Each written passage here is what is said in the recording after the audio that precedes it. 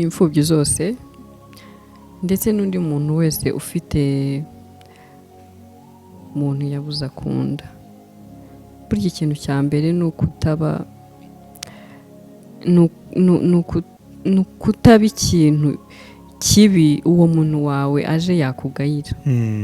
Ariko iyo uzi neza ko muzabonana cyangwa se iyo wizeye ko muzabonana,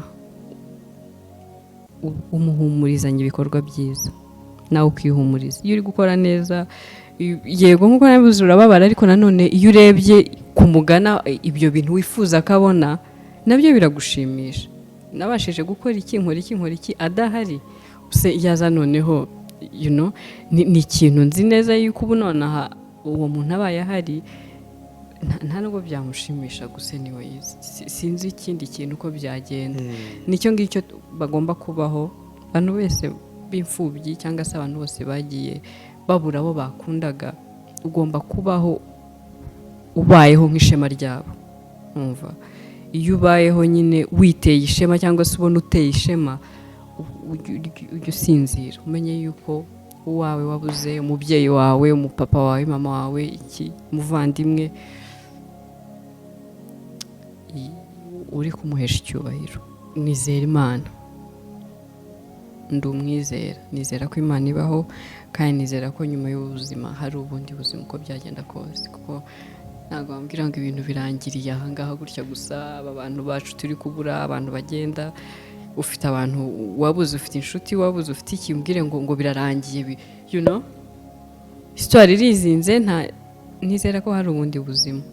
Nakwifuza cyangwa nanasaba Imana ko iyo myizerere yanjye yabayo, simbe nizera nibeshye, hakazaba hari ubundi buzima koko. Icyo nicyo nakwifuza kurusha kubwira, kurusha ikindi nabona navuga ngo papa, mama, tante runaka cyangwa ibiki ngo bimeze gutya.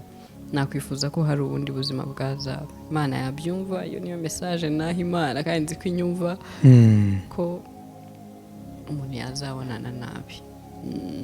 Ntabwo uba uzi neza icyo gupfa, bitewe wenda nuko umubyeyi aba yarakwigishije, aba yarakubwiye yuko gupfa ari ukujya mu ijuru, ari ukuruhuka. Icyo ni ikintu cya mbere.